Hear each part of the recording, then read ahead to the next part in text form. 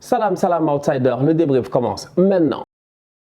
L'équipe de France gagne la Ligue des Nations en battant l'Espagne 2-1. On va être très sérieux, l'Espagne a joué un bon match. L'Espagne a joué un très bon match. Cependant, l'équipe de France a été excellente sur certaines phases de jeu. Et là où je veux parler des phases de jeu de l'équipe de France, j'ai aussi envie de parler des leaders de l'équipe de France. Aujourd'hui, sincèrement, je suis désolé. Hugo Lloris, la dernière fois, lors du match en demi-finale, on a été dur avec Hugo Lloris. Mais Hugo Lloris, sur sa ligne, quand même, force est de constater qu'il fait partie des meilleurs gardiens au monde. On peut parler de la concentration d'Hugo Lloris. On peut parler des relances de pied d'Hugo Lloris. On peut parler du fait que Hugo Lloris n'a pas de concurrence en équipe de France, mais on ne peut pas blâmer Hugo Lloris sur le fait que sur sa ligne, quand même, le gars, il est au top. Aujourd'hui, Hugo Lloris, il sort 3-4 arrêts. S'il ne les sort pas, les Espagnols, ils prennent l'avantage. Au-delà de cela, Paul Pogba, on en parle beaucoup en France. Beaucoup de gens en France prennent Paul Pogba, je dis bien, comme un, je sais pas, comme un gars dans le folklore.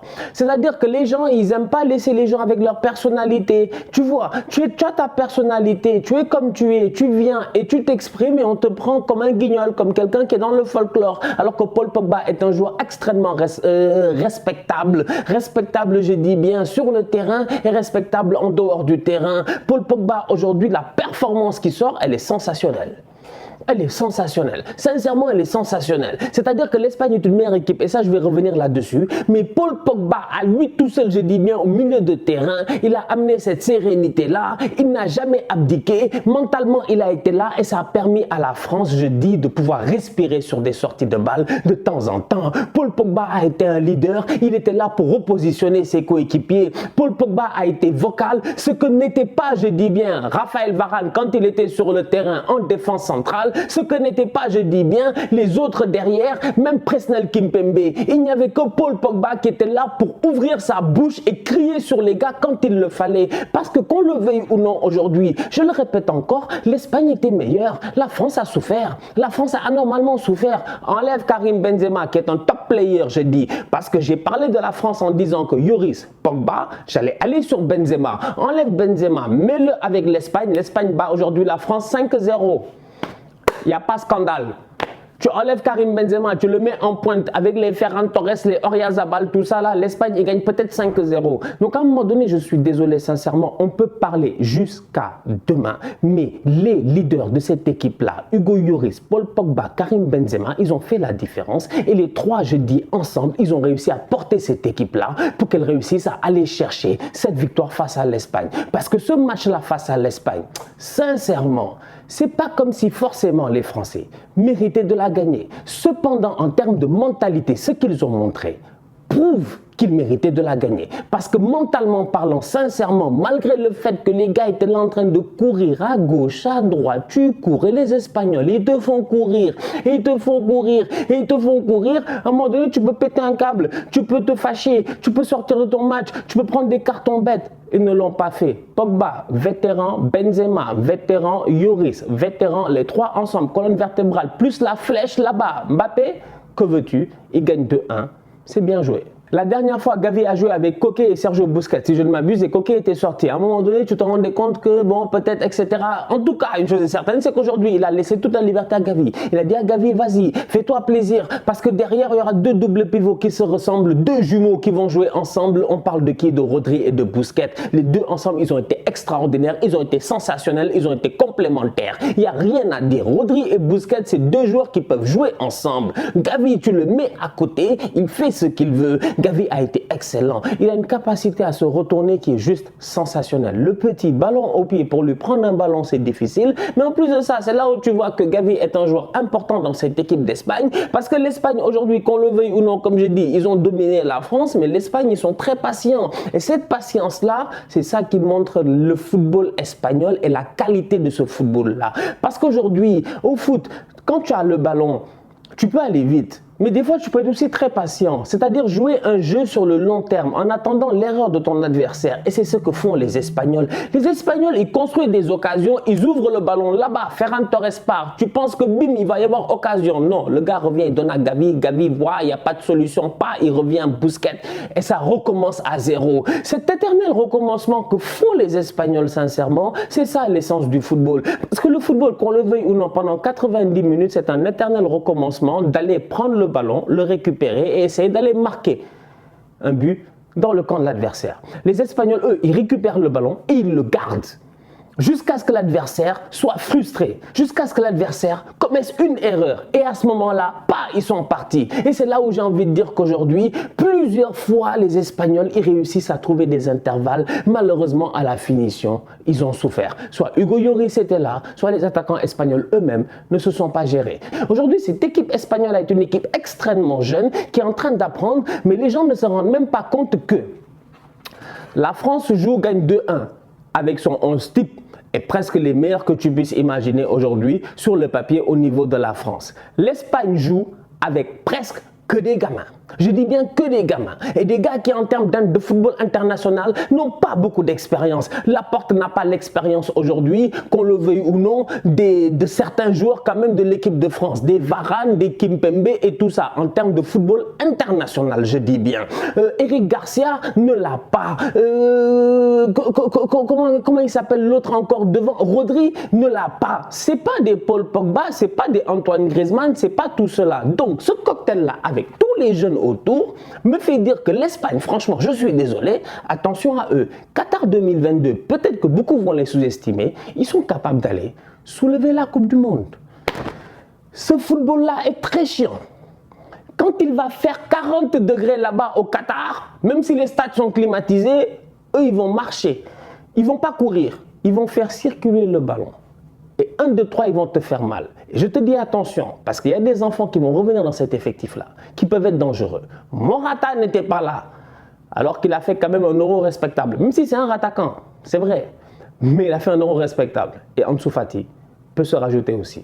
Attention. L'équipe de France a gagné, l'équipe de France se refait du bien. Elle se refait du bien, ça va, ça fait du bien que la France, elle gagne. C'est bien, surtout après l'euro qu'ils ont raté. Cependant, moi j'ai envie de dire aux Français, gérez-vous. Gérez-vous parce que votre équipe là m'inquiète. Les circuits de passe pour les créations offensives d'action m'inquiètent. C'est les mêmes.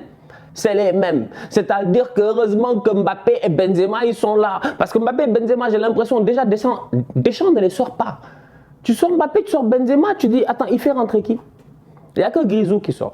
Mbappé et Benzema ne sortent pas. Parce qu'il n'y a personne sur le banc qui a le talent peut-être de Mbappé et de Benzema. Benzema est un joueur sensationnel. Aujourd'hui, il le montre. Tu as vu le but qu'il a mis? C'est un but extraordinaire. C'est-à-dire que Benzema n'a aucun respect pour le football aujourd'hui. Franchement, c'est un top player. Il a claqué un but extraordinaire à un moment où, mentalement, tout le monde aurait dû, je dis, être atteint. Lui ne l'a pas été. Il récupère le ballon. Il est plein de confiance. Il enroule son ballon. Le ballon va nettoyer la lucarne de Unai Simon. Ça, c'est Karim Benzema, sincèrement. Paul Pogba aussi, il fait partie de ces leaders-là. Il n'y a aucun problème. Kylian Mbappé va suivre Karim Benzema. Il n'y a pas de problème. Cependant, tous ces joueurs-là que je vous ai dit, c'est des individualités. Le reste autour, c'est pas serein. Ok, Kanté n'était pas là, comme on a dit la dernière fois, mais c'était pas serein. Ok, Tchouaméni, il a fait un bon match. 2-3 arrêts importants sur Eric Garcia. Franchement, il n'y a rien à dire. Tchouaméni, il s'est géré. Benjamin Pavard, c'est compliqué. Sincèrement, je suis désolé. Défensivement parlant, la France ne se gère pas. Upamecano n'a pas le droit de se faire prendre par Oyarzabal comme ça. Oyarzabal, il fait appel, taf, il s'arrête. On appelle ça comment? On appelle ça comment? Quand tu fais un appel, tu t'arrêtes. Parce que sur le premier ballon, tu ne veux pas ce ballon-là. Tu attends le deuxième. C'est un faux appel. Contre-appel, il repart. Il laisse le ballon faire un rebond. Upamecano est mort. C'est pas normal. Parce qu'Upa, quand même, c'est pas un tocard. Upa, c'est pas un tocard. Franchement, Upamecano, c'est pas un tocard. Donc Upamecano, il ne doit pas se faire prendre comme ça. Donc il y a des petites erreurs. Tu me diras, c'est la première fois, il joue à 3, tout ça, etc. Mais je dis quand même. La France aujourd'hui gagne, mais la France ne gagne que par rapport à Benzema, Mbappé, Pogba, etc. C'est tout. C'est-à-dire que ces trois-là, le jour où ils vont tomber face à une équipe qui va leur faire chier, une équipe qui va les tenir, mais la France est foutue. La France est foutue. À l'Euro, c'est la même chose. Ils galèrent face à la Suisse, c'est parce qu'il y a Mbappé, il y a Benzema. Ils galèrent, il y a Mbappé, il y a Benzema. Mais dans la vie, il n'y a pas toujours Mbappé et Benzema. Il se pourrait qu'un jour, il y ait Mbappé et pas Benzema, ou il y ait Benzema et pas Mbappé, ou du moins, s'il n'y ait pas les deux, ou peut-être qu'il y ait une défense en face qui réussisse à taire les deux, même s'ils sont là. Attention.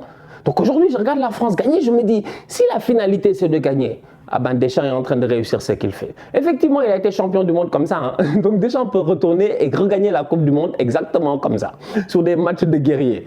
Mais à un moment donné quand même, l'équipe de France pourrait proposer un peu mieux, sincèrement. Et proposer un peu mieux, c'est même pas juste en termes de football, c'est en termes de pouvoir se sauver eux-mêmes le jour où ils vont tomber face à un adversaire Très compliqué. Il va falloir à ce moment-là que d'autres personnes soient capables d'amener leur pierre à l'édifice. Parce que jusqu'à présent, je suis désolé, je vois des sorties de balles de Pogba, des remises de Benzema, des accélérations de Kylian Mbappé et des arrêts d'Hugo Lloris. Ça fait 4 joueurs qui tiennent tout un pays.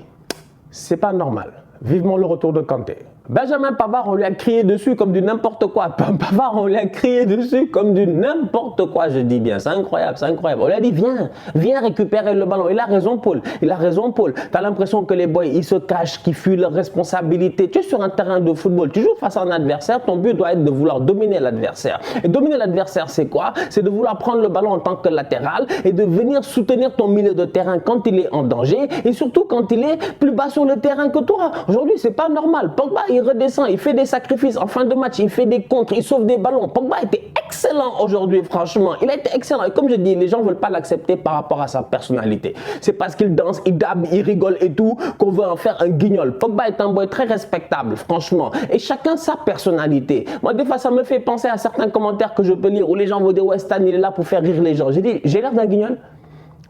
Vous êtes sérieux, vous? Vous êtes sérieux, vous? Mais dans la vie de tous les jours, vous n'avez jamais discuté avec quelqu'un qui a assez de répartie pour être capable de temps en temps de vous faire rire à un certain moment de la conversation? Moi, c'est comme ça que je le prends. Ça ne veut pas dire que tu es là à faire ton Gad Elmaleh et à faire des one-man show d'1 heure. J'ai pas le temps ni le talent. Donc, à un moment donné, sincèrement, Pogba, c'est la même chose. Il aime vivre, il aime rigoler. Mais quand il est sur le terrain, sincèrement, je l'ai dit, hein, avec le maillot de l'équipe de France, il donne toujours tout ce qu'il a. Franchement, il est sérieux, il est focus. Donc, Paul a été excellent aujourd'hui, mais encore une fois, il manque quelque chose. Il va falloir que les gars se gèrent et qu'ils fassent plus. Parce que des boys comme Benjamin Pavard, là, tu as l'impression qu'ils sont intouchables. Moi, j'ai l'impression qu'en France, il n'y a pas un autre latéral que Benjamin Pavard. Il est où Sidibé? Il est où, je sais pas moi, Mukiele? Où sont tous ces gars-là en fait? Parce que Dubois, il fait une accélération, ça c'est largement suffisant là pour... là, il a rempli son quota pour 2 ans. Dubois, on va l'appeler, là, il est tranquille, il a fait une accélération en fin de match, il est posé. C'est pas normal, franchement. Il y a de la concurrence dans certains postes qui doit être créée encore un peu plus dans cette équipe-là. Il y a du talent à aller chercher. Parce que Benjamin Pavard, aujourd'hui, un coup de pression de la part de Paul Pogba, le petit, tu sens que son cœur, il a manqué un battement. Franchement, il a paniqué. Top performance de la part de Oyarzabal. Je vais finir avec lui parce qu'Oyarzabal, c'est un joueur qui me dépasse. C'est un joueur qui me dépasse. Il n'a pas été bon à l'Euro. Je le répète encore une fois, je n'ai pas peur de le dire parce que j'étais là. J'ai vu les matchs. Il n'a pas été bon à l'Euro. Mais merde. Depuis le début de la saison, il est au top. Mais au-delà de cela, il est au top avec son club. Mais en plus de ça, c'est un gars mobile. Droite, gauche, centre. Tu ne sais pas c'est quoi le poste de Oyarzabal. Alors sur le papier, il est techniquement milieu gauche ou attaquant gauche. Mais Oyarzabal, il peut jouer n'importe où. Franchement, il peut jouer n'importe où. Il a des mouvements d'attaquant, il a des mouvements d'ailier. En toute honnêteté, c'est un joueur complet. Et je comprends pourquoi Luis Enrique compte autant sur lui. Très belle performance de sa part. La famille, on se capte très bientôt pour un nouveau débrief. D'ici là, on continue à liker, on continue à partager. On s'abonne, on est ensemble, on reste en santé. Tous outsiders.